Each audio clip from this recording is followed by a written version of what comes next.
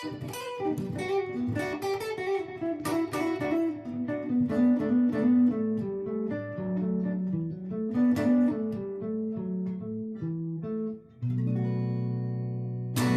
up, everybody? Eric with One Stop Guitar here. Today we're going to talk about the B Phrygian mode and how you can take the B Phrygian mode and find arpeggios, fourths, thirds.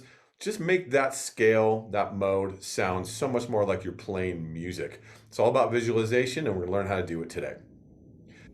So let's start off with the actual B Phrygian scale. I'm just going to assume you know it, but maybe not. So let's just learn it right now real quick. So we're going to start on the 7th fret of the 6th string, because that's our B note, right? This is where we're going to start our scale. This pattern is movable. As long as you don't play open strings, it's all movable. So 7, 8, 10 will be on our 6th string. Then 7, 9, 10 will be on the 5th.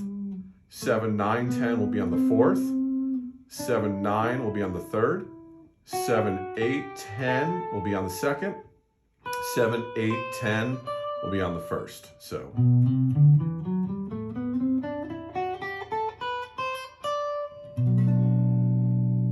Okay, it's a great scale to use. I think it's a really friendly scale finger-wise, but we're going to talk about some of these things that you might be missing that are really, really neat. So let's start off with some arpeggios. Okay, when you play the scale, one of the smartest things I think to do anytime you play any type of scale or mode is to write down the scale in front of you. I like using tablature because then you can visualize the fretboard better, I think. All right, one of the things that I notice is there's 7s all the way across in this scale. You're not going up. Everything is in 7, right? And there's a lot of 9s in this scale too. So like here, there, there. So you can do a lot of neat type of things. One of the things that I start to see is I start seeing chords inside of this. If you understand chord theory, it'll make a lot more sense to you, but we're gonna do that later. I just wanna give you a quick lesson on to get rolling with stuff like this. So I'm gonna show you a minor arpeggio, which is E minor. This is gonna be, everything we do is gonna be inside this scale today, just so you know this mode. So 3rd string, 9th fret, ring finger, 2nd string, middle finger, 8th fret, and 1st string, 7th fret. Right, and that's your minor. Okay. If you want to make it a minor 7, you can add your pinky on the 10th fret of the 1st string. That's inside that scale, as you can see. Okay, here's your G major, okay, which just kind of looks like a D chord down the 7th fret. So it's 1st finger, 3rd string, 7th fret. And then you've got, I use a ring finger there, or actually use middle probably be smarter. On the 8th fret of the 2nd string, 1st string, 7th fret with your 1st finger, and then 10th fret. And that's going to be a G major arpeggio. So E minor 7, G major. Let's show you a C major 7. This is a really cool one. We're going to start on the 10th fret of the 4th string with our pinky right there, then 9th fret on the 3rd string, ring finger, then 2nd string, 8th fret with the middle, and then 1st finger on the 7th fret of the 1st string. Right, now you can make it a minor 9 if you add that 10th fret pinky on the 1st string.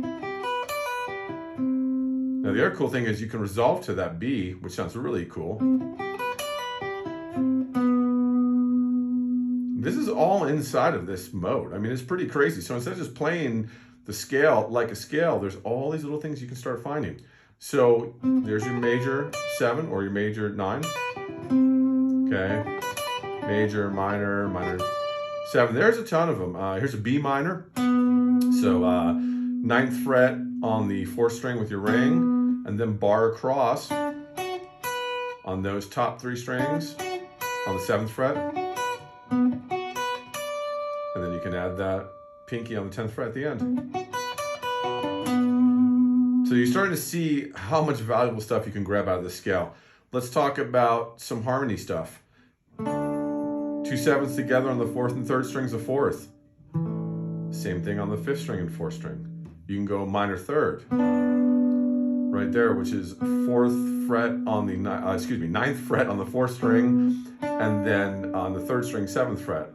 There's your minor 3rd shape, okay? And you can go back to earlier lessons to learn all these shapes. So 4th, 3rd, here's a power chord. So think about all this stuff that you have right at your fingertips. And this is where a lot of Hendrix Little Wing, Pearl Jam Black, Yellow Ledbetter, a lot of Frusciante stuff like Under the Bridge. This is where this stuff comes from.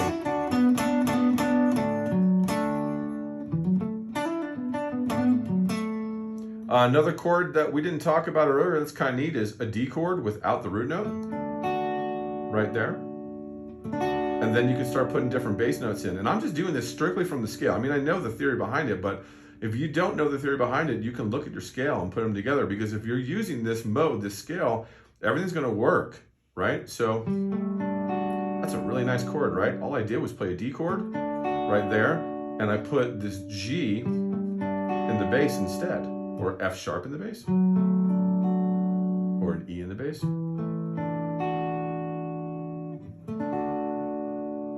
So hopefully this little jumpstart lesson will get you thinking about not just playing a scale like a scale, and really using all these cool little techniques that make things sound a lot cooler. You know what I mean? When you listen to stuff and you're trying to figure out, I want to sound like that. How do I sound like that? Sometimes it's taking a step back and just kind of analyzing what they're doing. And hopefully this little lesson today helped you out with that. If you could subscribe, it'd be great, man. I mean, any help we can get on YouTube is awesome. Patreon page coming soon. Spread the word on social media. Everything helps. Have a great day.